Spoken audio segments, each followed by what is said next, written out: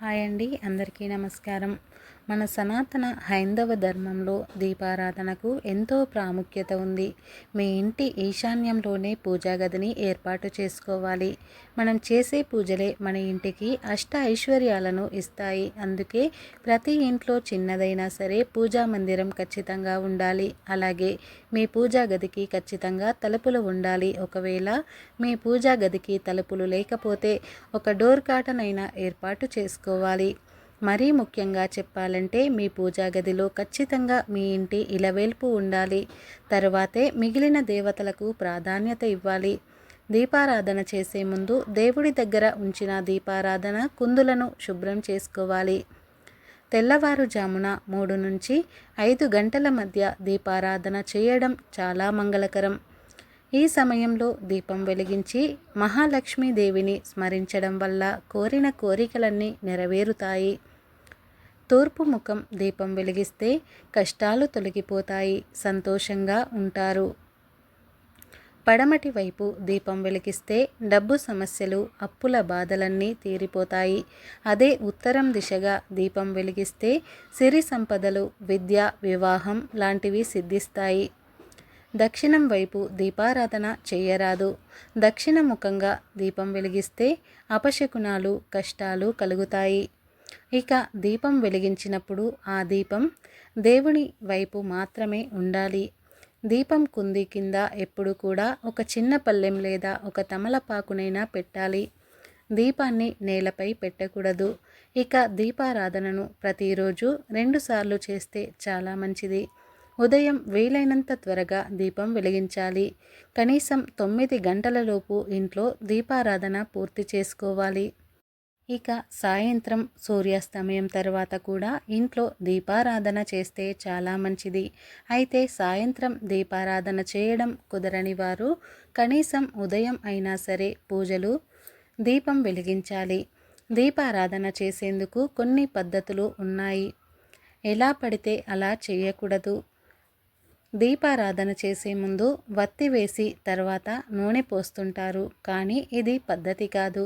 దీపారాధన చేసేటప్పుడు నూనె పోసిన తర్వాత మాత్రమే వత్తులు వేయాలి. స్టీలు కుందుల్లో దీపారాధన చేయకూడదు. దీపారాధన చేసే చోట నీటితో తుడిచి బియ్యం పిండితో ముగ్గు వేసి కొద్దిగా పసుపు కుంకుమలు చల్లి ఆ ముగ్గుపైన ప్రమిదను పెట్టి దీపం వెలిగించాలి. ఏదైనా మీ కోరిక తీరాలంటే పూజా గదిలో ఒక దీపాన్ని వెలిగించి ఒక ఎండు ద్రాక్షను నైవేద్యంగా పెట్టి దేవుడికి నమస్కరించితే చాలు. మీరు అనుకున్న కోరికలు నెరవేరుతాయి. ఆవు నేతితో దీపారాధన చేస్తే మీ ఇంట్లో సర్వసుఖాలు, సౌభాగ్యాలు కలుగుతాయి. నువ్వుల నూనెతో దీపారాధన చేస్తే సమస్త దోషాలు తొలగిపోతాయి.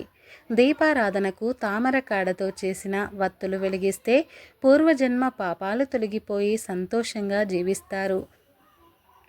కుజదోషం ఉన్నవారు మంగళవారం కానీ శుక్రవారం నాడు కానీ కొబ్బరి నూనెతో దీపం వెలిగించి ఇంట్లో పూజ చేసుకుంటే కుజదోషం తొలగిపోయి సత్వరమే వివాహం అవుతుంది. అలాగే ప్రతి శుక్రవారం మహాలక్ష్మి పటం ముందు కొబ్బరి నూనెతో దీపం వెలిగిస్తే మీ ఇంట్లో డబ్బు సమస్యలు ఉండవు.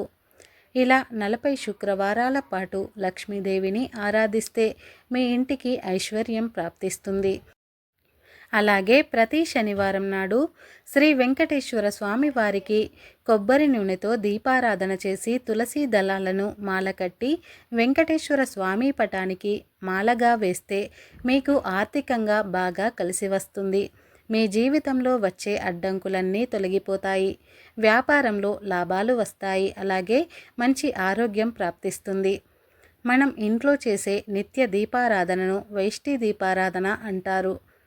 అంటే ఇంటికి వెలిగి ఇచ్చే ఆ ఇంటిల్లిపాదికి సంపదలను కలిగిస్తుంది. గుడిలో చేసే దీపారాధనకు దేవతల అనుగ్రహం కలుగుతుంది, విశేష ఫలితాలు లభిస్తాయి. కాబట్టి వారంలో ఒక్కసారైనా సరే గుడికి వెళ్ళి ఒక దీపం వెలిగించండి. రోజు దీపారాధన చేయలేని వారు గుడిలో ఒకసారి దీపం వెలిగిస్తే చాలు, రోజు పూజ చేసినంత పుణ్యం లభిస్తుంది. తులసి కోట వద్ద చేసే దీపారాధన అని బృందావన దీపారాధన అంటారు. ప్రతి శుక్రవారం సాయంత్రం 7 గంటల సమయంలో తులసి కోట దగ్గర దీపం వెలిగిస్తే శ్రీ మహాలక్ష్మీదేవి సంతోషించి మీ ఇంటిపై సిరుల వర్షం వరాల జల్లులు కురిపిస్తుంది. వెండి కుందుల్లో దీపారాధన చేస్తే మీ ఇంటికి చాలా మంచిది. వెండి ప్రమిదల్లో నేతితో కానీ, కొబ్బరి నూనెతో కానీ, నువ్వుల నూనెతో కానీ దీపారాధన చేస్తే మీ ఇంటికి అష్టనిధులు కలుగుతాయి. అలాగే మీరు అనుకున్న పనులన్నీ కూడా వెంటనే సకాలంలో పూర్తవుతాయి. దీపంలో దేవతలందరూ ఉంటారు. దీపం వెలిగించిన మరుక్షణమే ఆ ప్రాంతమంతా దైవశక్తులతో నిండిపోతుంది. దీపం పెడితే చాలు దేవతలు వస్తారు. అటువంటి దీపారాధనకు ప్రత్యేక నియమాలు ఏమీ లేవు. ఉదయం స్నానం చేసిన తర్వాత ఇంట్లో దీపం వెలిగించాలి. అలాగే సాయంత్రం కూడా స్నానం చేసి దీపం వెలిగించాలి. సాయంత్రం స్నానం చేయలేని స్థితిలో కనీసం ముఖం, కాళ్ళు, చేతులు, నోరును కడుక్కొని దీపారాధన చేయాలి. మాంసాహారం తినేవారు కూడా ప్రతిసారి తలంటు స్నానం చేయవలసిన అవసరం లేదు. మామూలు స్నానం చేస్తే సరిపోతుంది.